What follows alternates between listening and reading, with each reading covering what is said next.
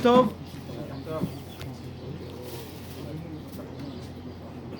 On va parler un petit peu du sujet du bitachon. Chacun a besoin, parce que en vérité, on voit une chose qui est bizarre. Chaque fois qu'on croit qu'il y a une solution, il y a un nouveau problème. On nous a parlé il y a 1 mois et demi, Bezrat Hashem, tout va s'arranger. Ils ont mis des vaccins à abondance. Les vieux, ils vont être bons. Tout à coup, ils nous racontent une nouvelle histoire. Il y a un problème avec les enfants. Tout à coup, une personne dit voilà, Baruch Hashem était sûr qu'il a retourné au travail. Encore une semaine. On est sûr qu'on va envoyer les enfants à l'école. Et en vérité, qu'est-ce qui se passe? Tout le temps, on est sans problème, sans problème. Et les gens, ils vont être là, ils disent mais quoi? Mais une des choses qu'on nous, les Bnei Israël, on a, c'est le bitachon. Bitachon! Non mais attends une seconde. C'est possible que je ne vais pas mériter bitachon. Peut-être qu'Hachem il a décidé que je perds mon travail ou Rav Shalom. Comment tu peux dire à une personne écoute-moi? Relaxe-toi bien. Ne t'inquiète pas, tout va être bien. Bitachon. Bitachon. C'est quoi en vérité cette force du code de bitachon? C'est une des clés spéciales qu'on a les Bnei Israël. La Emouna, le bitachon. C'est sûr qu'on voit qu'une personne a le bitachon, sa vie elle est plus relaxe que une autre personne. Une personne qui n'a pas le bitachon, il est toujours angoissé. Même s'il a des bons moments, il a de l'argent, ça travaille, mais tout est angoissé. Et peut-être dans une semaine ça va pas marcher. J'ai un boulot et une personne qui a un vrai bitachon est tranquille. Le Choval Lavavot il te dit, une personne il est obligé d'être sûr que tout va être bien. Et là chacun se demande, non mais comment tu peux être sûr? Dans le monde il y a le chesed et le gvoura. Le chesed c'est quoi? Une personne qui est chesed c'est quoi? Il ne voit pas les petites choses. Il voit en général. La gvoura c'est voir les petites choses. On peut se rencontrer des fois avec des gens, mais ils voient que les problèmes. Mais c'est pas problème. On a passé une soirée de folie, ces gens qui sont en général c'est la gvoura. La gvoura cherche les petites choses, les petits détails. C'est sûr que dans chaque moment tu peux avoir les petits détails. Le chesed, il fait passer. C'est pour ça que maintenant si une personne il ouvre une organisation de chesed et il met la personne la plus gentille dans l'organisation, 6 mois après il ferme. Tout le monde appelle. Ah là là, malheureusement j'ai pas dit mon travail. C'est quoi, prenez. Je donne pour tout le Shabbat, je donne tout le manger. Tout le monde appelle, mais c'est pas possible, tout va s'écrouler. Dans chaque endroit, il faut avoir le chesed et le gvoura. Parce que si tu n'as pas le gvoura, même dans le chinour, on va expliquer après ça, il faut toujours avoir le chesed et le gvoura. Mais comment une personne peut avoir une bitachon que tout va être bien? Je me rappelle une très belle histoire, que vraiment on peut voir un petit peu, c'est quoi un petit peu une bitachon. Il y avait une fois un juif qui était shoret. Et en général, les shoratim, ils travaillent en dehors de la ville.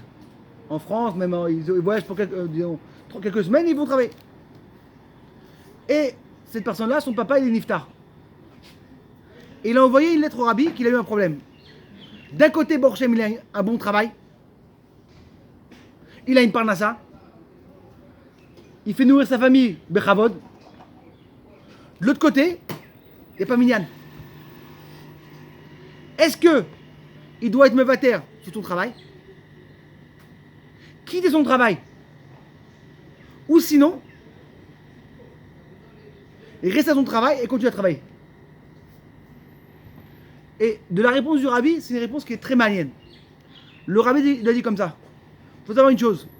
Comme tu as des frères et sœurs, et tu as un travail qui est fondel, continue ton travail. Et tes frères et tes sœurs, ils vont tes frères ils vont faire le kaddish. Parce qu'un travail, et en plus ça, tu pourras aider pour payer quelqu'un à faire le kaddish, et aussi pour payer la levaya et pour payer le korban, pour payer le cercueil, tout ça. Mais le rabbi il a rajouté une lettre. Il a dit, ça je te dis ça parce que je te connais pas. Mais si je savais que tu avais un vrai bitachon, je t'aurais dit de quitter le travail. Si j'étais sûr que je savais que tu avais un vrai bitachon, Bachem, je t'en ai quitté le travail. La même chose que trouver le travail de Shreta, tu vas te trouver un travail à côté de la maison ou le travail, le méchané. Ça veut dire qu'en vérité, tout le lien de bitachon, c'est par rapport à nous. Combien une personne il a le bitachon? Combien une personne il a vraiment la bitachon? C'est-à-dire qu'en vérité, c'est quoi le bitachon? C'est que tu vas voir Hachem, tu dis Hachem, écoute-moi, je suis ton fils. Moi je suis papa. Je veux donner à mon fils le meilleur. Donne-moi le meilleur. Quand mon fils il se comporte mal, je ne regarde pas les tzetiotes. Mon fils se comporte mal, je lui demande qu'est-ce qu'il a besoin. La même chose. On va un petit peu voir le lien de bitachon aussi, ça se connecte avec le quoi, avec le cette semaine qu'on va parler la manne, on a dit la sgoula avec le lien de Parnassa. Il y avait une fois un juif qui était Anous de Portugal. Il arrivait en Eretz Israël et il habitait où? À Tzfat. Et c'était une personne qui était très tamim, très simple. Et une fois, il est arrivé au Beth Midrash et le Rav il a parlé de quoi? Lechem Apanim, qui avait au Beth Midrash 12 pains.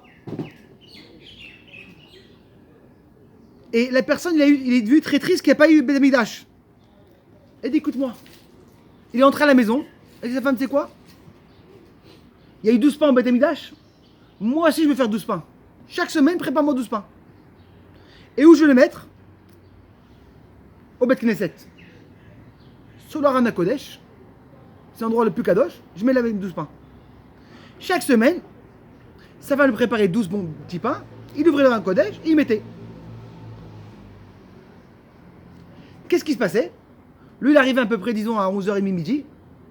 Le chamash qui n'avait pas d'argent. Il ouvre le Rana Kodesh. Et il voit une chavila, une belle chavila entourée avec du papier aluminium. Il ouvre et il voit 12 pains frais. Qu'est-ce qu'il fait? Il les prend. Quand les gens ils partent de la choule, ce juif-là, il va ouvrir le Rana Kodesh.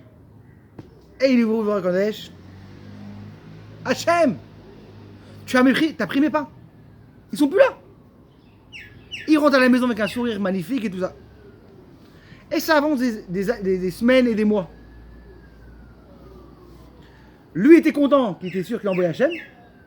Et le chamash, à la maison de Blainara, c'était avec toutes les petites salades qu'il faisait marocaines, ou tunisiennes ou algériennes, c'était Blainara. Il s'éclatait. Et en plus, c'était Portugal, je pense qu'ils font du bon pain. Une fois, ils arrivent le matin comme ça. Et lui, avec ses pains et tout, il rentre au Beth Midrash, il ouvre le Rana Kodesh. Tout à coup, il y a le Rav qui rentre dans la choule. Non, mais c'est pas possible. Qu'est-ce qu'il met un sac dans un Rana Kodesh? Et il rentre. Et il dit, mais dis-moi, qu'est-ce que tu fais? Qu'est-ce que tu mets des pains? Il dit, moi, j'ai appris. Non, mais dis-moi, Il dit, tu es fou? Tu penses que Dieu a besoin de tes pains? Mais il dit non, mais Rav, chaque semaine je le mets et Dieu il les prend. Tout d'un coup, il y a le chamash qui rentre. Il a une truc. Il va pour prendre ses pains et il voit pas. Et là, chacun comprit en vérité que c'était pas Hachem qui les prenait. Et le Rav il a continué à crier à cette personne qui était simple. Et il a dit, écoute-moi, t'es tellement idiot que t'étais sûr que Dieu les prenait. Après quelques minutes, c'est rentré là-bas le Talmid du Harizal.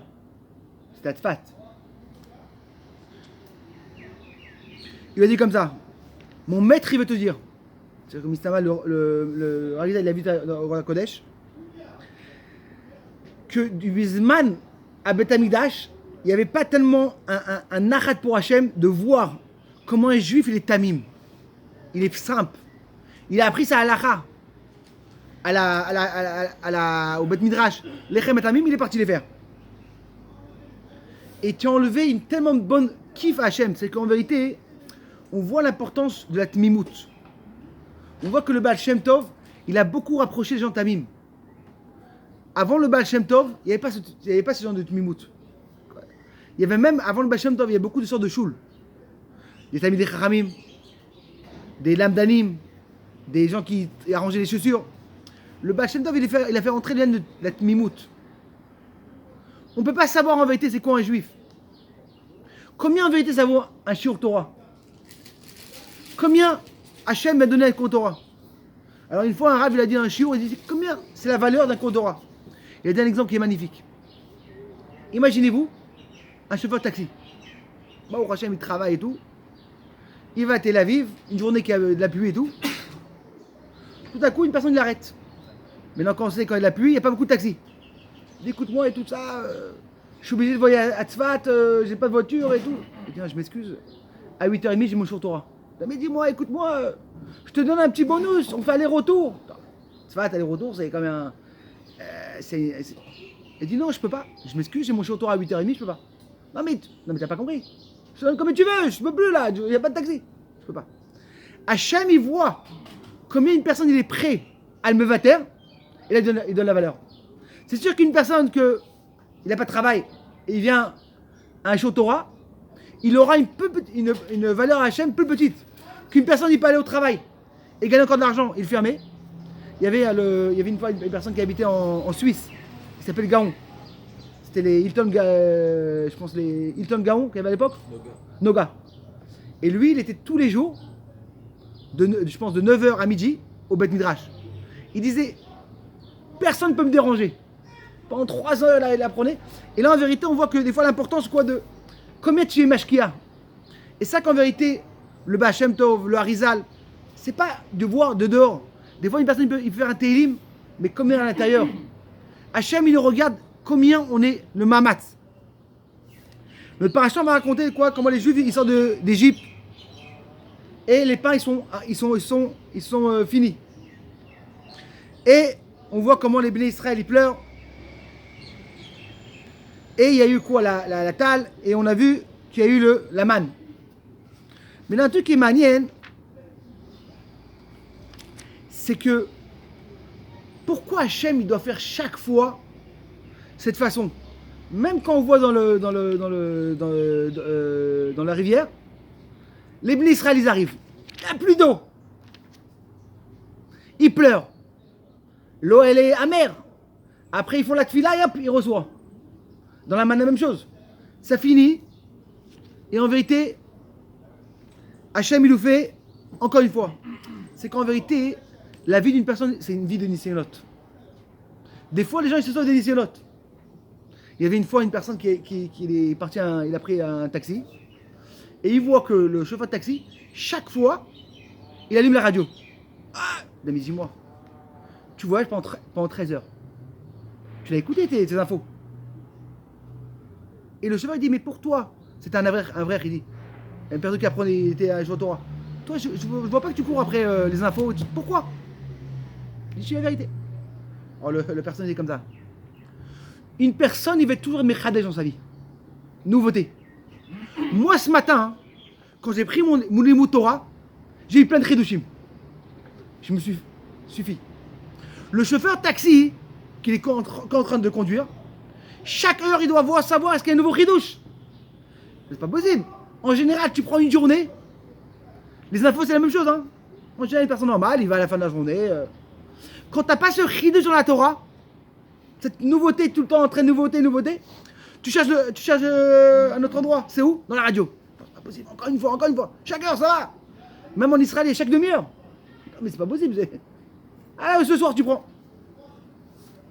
Et on voit que dans le Niel de Man, il y avait quoi?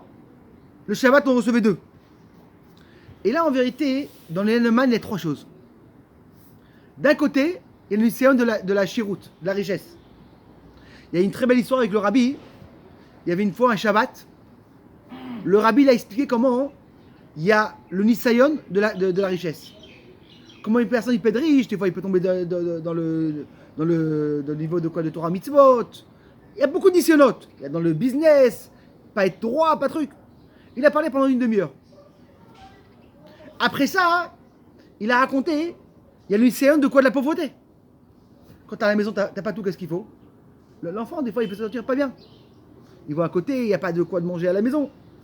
Ça veut dire qu'en vérité, il y a le Nisayon de quoi de la Néout. Après 1h30, il dit qui veut devenir riche? Comme ça, il demande. Tu imagines, le rabbi te parle pendant 45 minutes, le Nisayon de la Chiroute. Et là, il te dit, regarde qui dit, si le rabbi dit qui veut être riche, il lève la main. Un deuxième, il lève moitié main, tu vois. Et le troisième, en petit moins. Les trois, après ça, ils sont devenus multimillionnaires. Et bon, c'est les plus riches de Rabat, je vous dis. Et c'est des gens qui n'étaient pas... Un, il a commencé, il travaillait pour une compagnie de... Il renouvelait des immeubles. Le gérant, il a aimé. Tu sais quoi? Achète ce petit immeuble-là, il a acheté un immeuble, et là, Borchem, il est devenu... c'est devenu... C'est-à-dire que d'un côté, il y a la chiroute ou quoi, de là, à chiroute, la richesse. Même quand une personne est riche, des fois, il y a beaucoup d'issénotes. Beaucoup de fois, des gens, on voit qu'ils commencent à richer. Là, ils vont moins au Torah. Une personne, il peut dire, écoute-moi, il vient après 120 ans. Non, mais dis-moi, c'était où Beth Midrash le matin? Moi, Beth Midrash. C'est moi, je pensais, c'est moi, j'avais pas le temps. J'avais pas le temps d'apprendre toi. Mais j'ai pas le temps, t'imagines? Non, mais moi, 6h30, je me lève, fila rapide et tout ça. Je prends la route, 7h, j'ai au bureau et les trucs. J'ai pas le temps. Il dit, mais dis-moi, t'étais plus riche que Rabbi Lazar ben Kharsoum? Rabbi Lazar qui bel merviv, élève ayarot. 1000 ayarot. Ve'elef sfinot. 1000 bateaux. Tous les jours, il était au Beth Midrash. Si vraiment tu voulais, tu retrouves le temps. Après ça, il y a les séances de la pauvreté.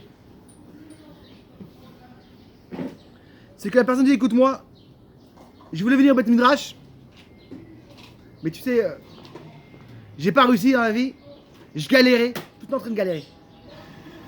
Je travaille du matin jusqu'au soir. Ah, tu travailles du matin jusqu'au soir? T'as entendu dire, il a la zaken? Il a la zaken, il gagnait combien?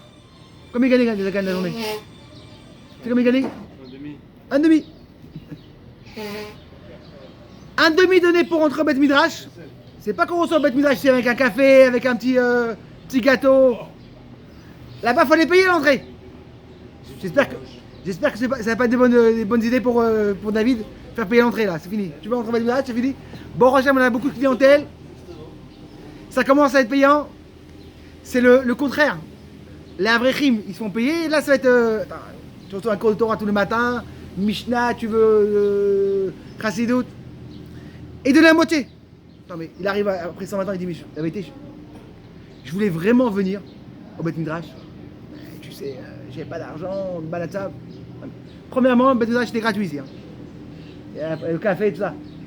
C'est mieux que Hillel. Et encore plus que ça. Quand il n'avait pas la monnaie dans la poche, qu'est-ce qu'il faisait? Il est monté dans le toit. Avec le froid et tout. C'est-à-dire que il n'y a pas de réponse. Et après ça, t'as quoi l'Israël de quoi de Bitachon?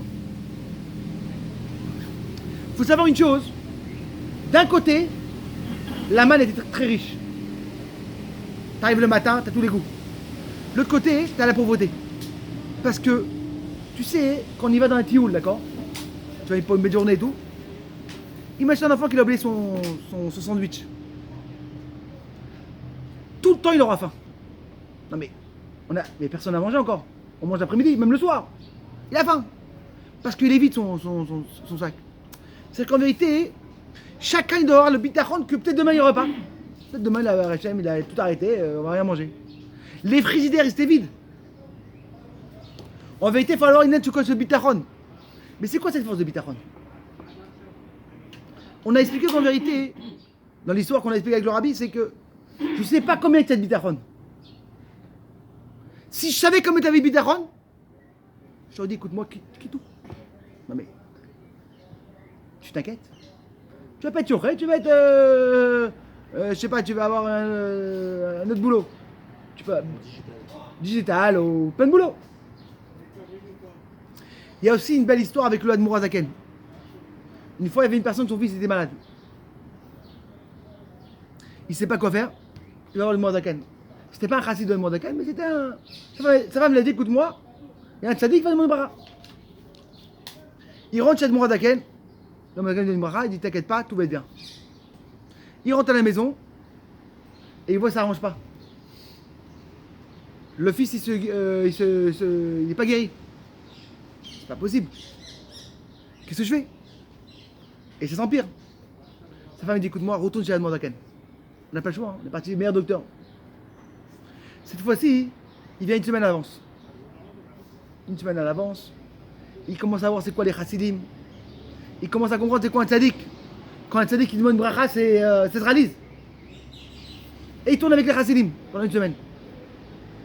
Une semaine après, il rentre chez Admour Adaken et il demande une bracha.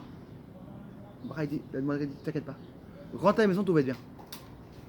Il rentre à la maison et il fait une souda derrière. Tout va être bien. Il rentre, il fait la souda. Quelques semaines après, l'enfant est devenu en bonne santé.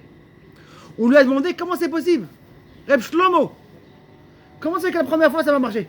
Je disais, c'est la vérité. Je ne croyais pas la première fois. Ah, j'ai dit peut-être 50%. Peut-être que oui. Mais à l'intérieur, je n'étais pas sûr. Quand j'ai écouté les histoires de tous les chassidim, j'étais sûr. C'est-à-dire que le bitachon, en vérité quoi? Il change les choses. La force de bitachon, c'est pas que le bitachon, ça te rend relax. Non. La bitachon, elle a une force de changer. Et en vérité, il y a beaucoup de, il y a deux niveaux. Il y a bitachon et Emouna. C'est deux choses différentes.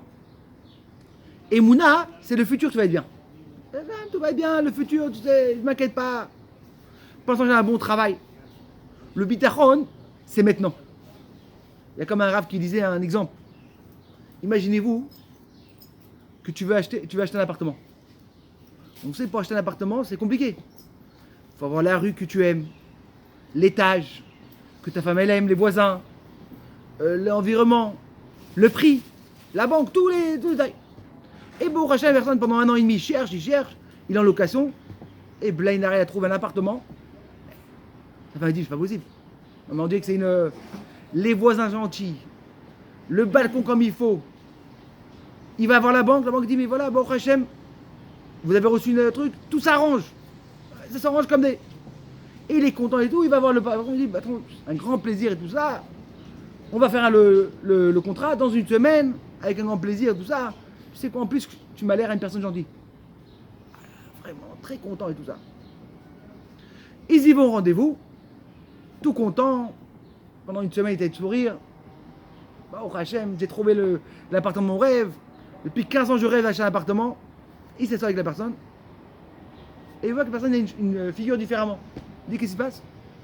Je dis, voilà, je voulais pas te dire, mais quelqu'un m'a proposé 20 000 shekels de plus et je l'ai vendu. C'est pas grave, mon frère. Mazal Tov. Je peux t'inviter à prendre un café? Non, mais t'as pas compris. Je te vends pas l'appartement. J'ai déjà vendu. Non, mais c'est pas grave. Et tu rigoles. Non, mais dis peut-être que le mec n'a pas compris. Et c'est un appartement, une affaire incroyable. C'est-à-dire qu'il avait une anacha. C'est-à-dire que même. C'est qu'il était bitachon 100%. Si je l'ai pas acheté, c'est pas pour moi. Si j'ai pas acheté, c'est pas le mien pour moi. Mais c'est un niveau très dur. Hein.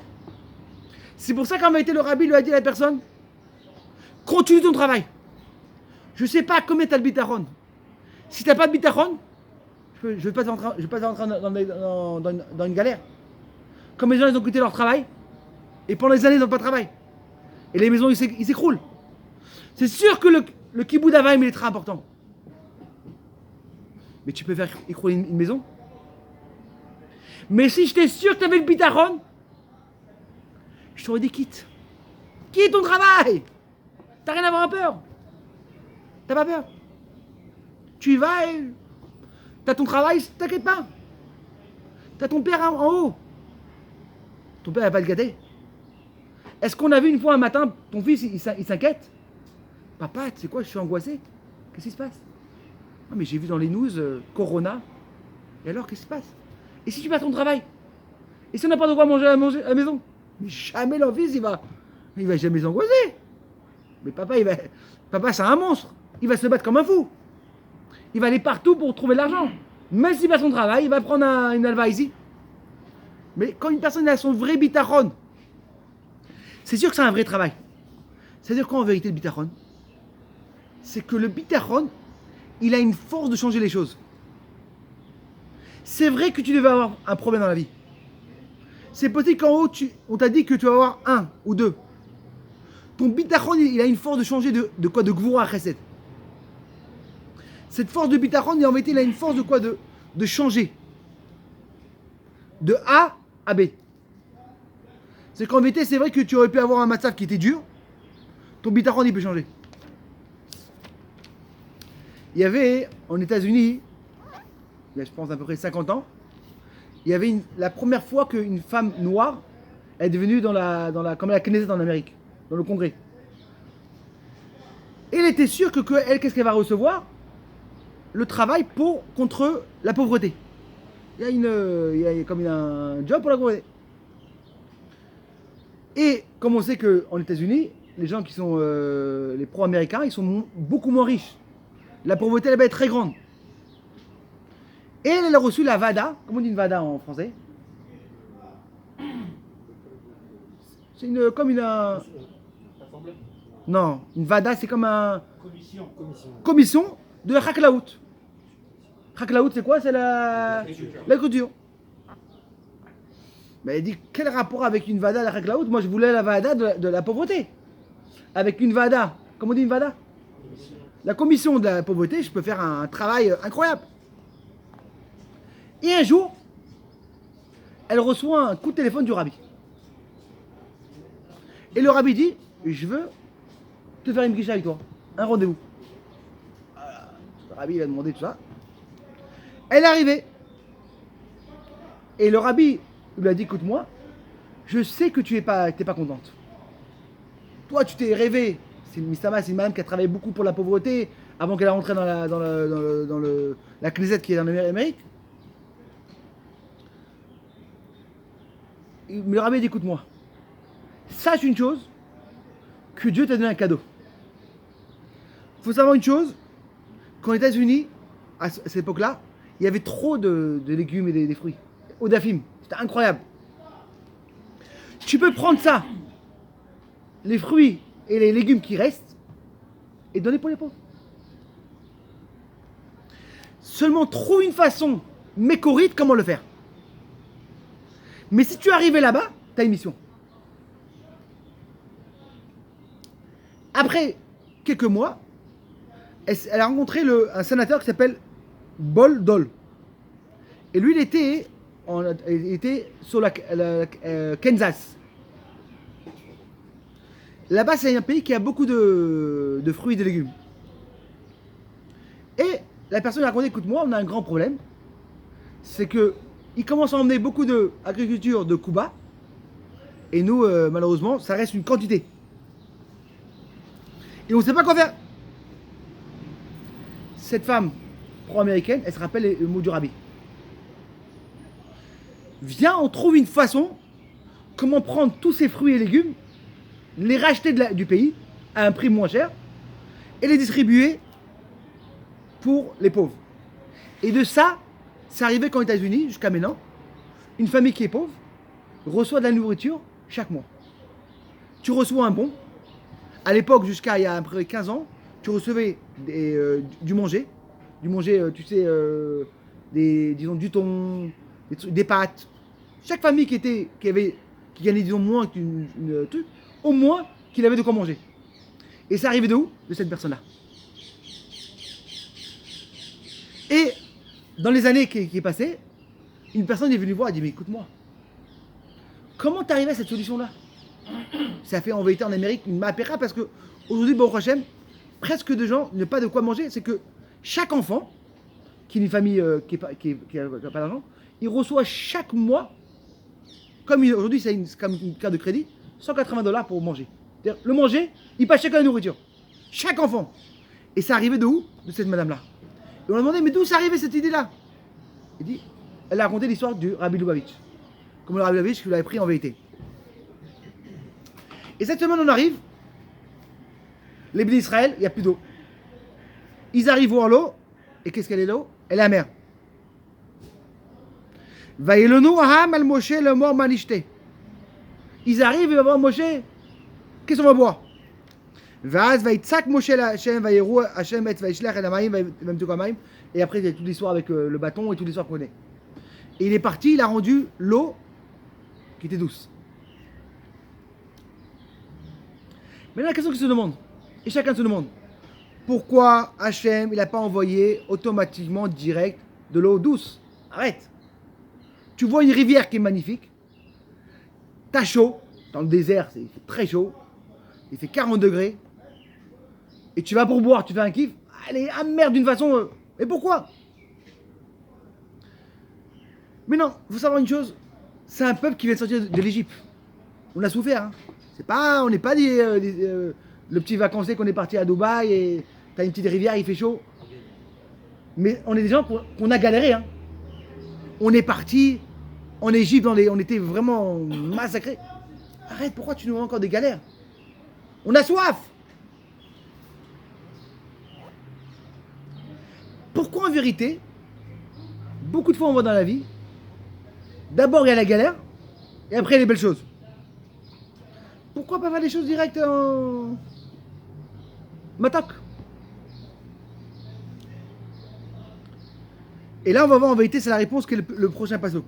On va lire à l'intérieur. Shem Shem lo chok mishpat de Shem nisa. Et là en vérité, c'est quoi? Dieu dit écoute-moi. C'est le chok des nissionot, des épreuves. C'est qu'en vérité, c'est facile de vivre quand tout est bien.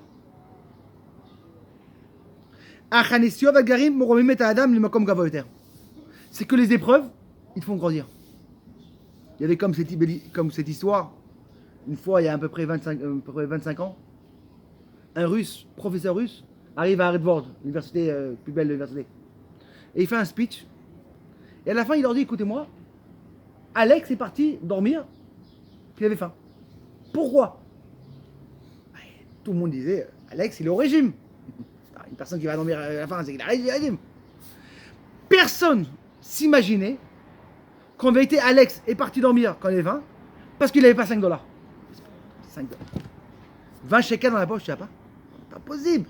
Ils sont tous à Oxford, ils sont tous là-bas, l'université la plus grande et la plus riche. Tous ces enfants de papa.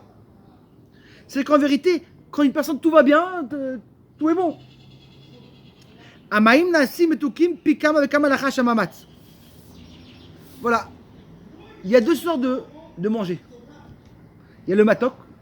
Quand on prend le matin, on prend un petit du pain. T'as le harif. T'as le harif, c'est le piquant. Maintenant, tu arrives à un restaurant qui est le top de top. C'est quoi? C'est qu'il met beaucoup de piquant? Non. C'est qu'il arrive à mettre le piquant et un tout petit peu